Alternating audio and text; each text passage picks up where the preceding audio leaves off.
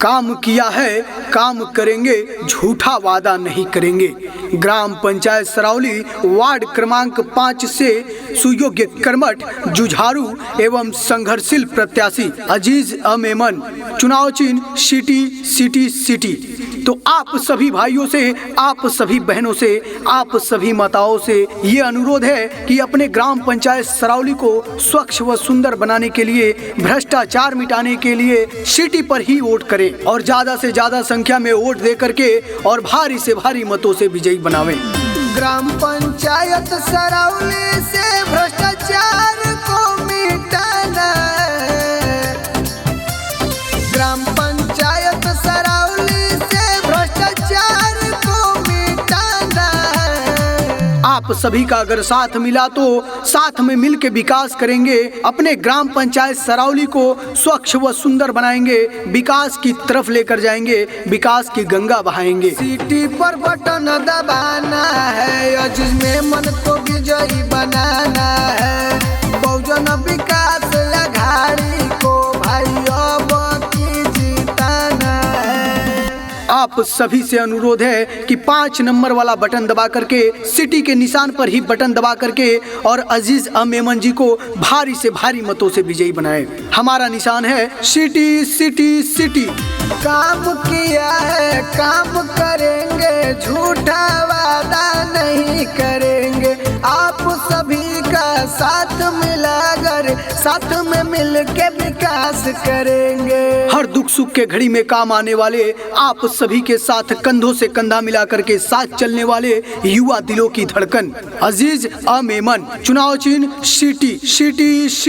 काम किया है, काम करेंगे, झूठा वादा नहीं करेंगे।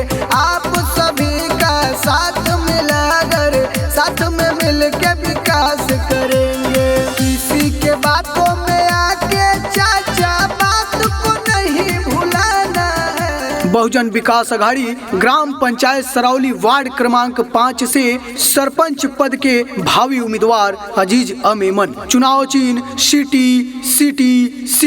तो याद रखिए भाइयों, याद रखिए बहनों, सिटी के निशान को नहीं भूलना है और अपने ग्राम पंचायत सरौली को विकास की तरफ लेकर जाना है तो सिटी के निशान पर ही बटन दबावें और अजीज मेमन जी को भारी से भारी मतों से विजयी बनावें। किसी के बातों में आके चाची बात को नहीं भुलाना है।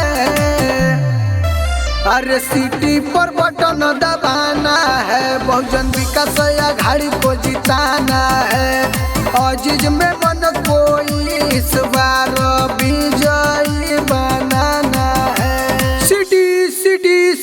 जी हाँ, अपने ग्राम पंचायत सरौली के विकास के लिए आप सभी भाइयों और आप सभी बहनों से अनुरोध है कि सिटी के निशान वाले बटन को दबा करके अजीज मेमन जी को भारी से भारी मतों से विजयी बनावें। ग्राम पंचायत सरौली से सुयोग्य कर्मठ, जुझारू एवं संघर्षशील सरपंच पद के भावी उम्मीदवार अजीज मेमन, बहुजन विकास अघाड़ी वार्ड क्रमांक 5 अजीज मेमन, चुनाव चिन्ह सिटी।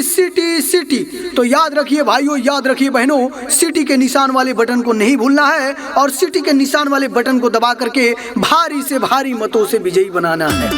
ग्राम पंचायत सरौली से भ्रष्टाचार को मिटाना है।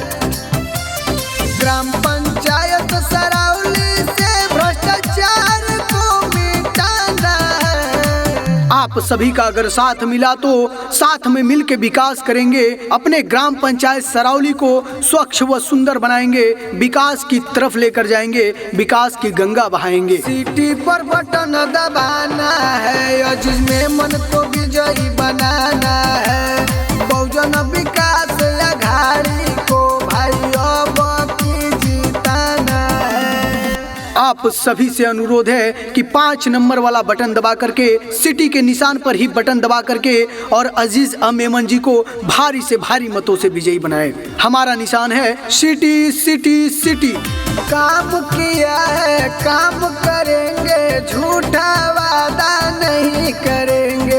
आप सभी का साथ मिलाकर, साथ में मिल के विकास करेंगे। हर दुख सुख के घड़ी में काम आने वाले, आप सभी के साथ कंधों से कंधा मिलाकर के साथ चलने वाले युवा दिलों की धड़कन अजीज मेमन। चुनाव चिन्ह सिटी सिटी सिटी सिटी। काम किया है काम करेंगे, झूठा वादा नहीं करेंगे। आप सभी का साथ मिलाकर साथ में मिल के विकास करेंगे। किसी के बातों में आके चाचा बात को नहीं भुलाना है। बहुजन विकास अघाड़ी ग्राम पंचायत सरौली वार्ड क्रमांक 5 से सरपंच पद के भावी उम्मीदवार अजीज मेमन। चुनाव चिन्ह सिटी सिटी सिटी। तो याद रखिए भाइयों, याद रखिए बहनों, सिटी के निशान को नहीं भूलना है और अपने ग्राम पंचायत सरौली को विकास की तरफ लेकर जाना है तो सिटी के निशान पर ही बटन दबावें और अजीज मेमन जी को भारी से भारी मतों से विजयी बनावें। किसी के बातों में आके चाची बात को नहीं भुलाना है। अरे सिटी पर बटन दबाना है, बहुजन विकास अघाड़ी को जिताना है। अजीज मेमन को इस बार विजयी बनाना है। City city city. जी हाँ, अपने ग्राम पंचायत सरौली के विकास के लिए आप सभी भाइयों और आप सभी बहनों से अनुरोध है कि सिटी के निशान वाले बटन को दबा करके अजीज मेमन जी को भारी से भारी मतों से विजयी बनावे। ग्राम पंचायत सरौली से सुयोग्य कर्मठ जुझारू एवं संघर्षशील सरपंच पद के भावी उम्मीदवार अजीज मेमन। बहुजन विकास अघाड़ी वार्ड क्रमांक 5 अजीज मेमन। चुनाव चिन्ह city city city.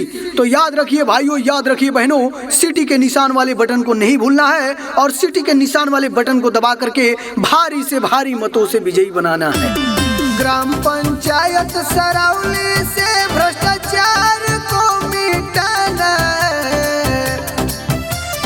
Gram panchayat Sarauli से भ्रष्टाचार को मिटाना है। आप सभी का अगर साथ मिला तो साथ में मिल के विकास करेंगे। अपने ग्राम पंचायत सरौली को स्वच्छ व सुंदर बनाएंगे, विकास की तरफ लेकर जाएंगे, विकास की गंगा बहाएंगे। सिटी पर बटन दबाना है, अजीज मेमन को विजयी बनाना है।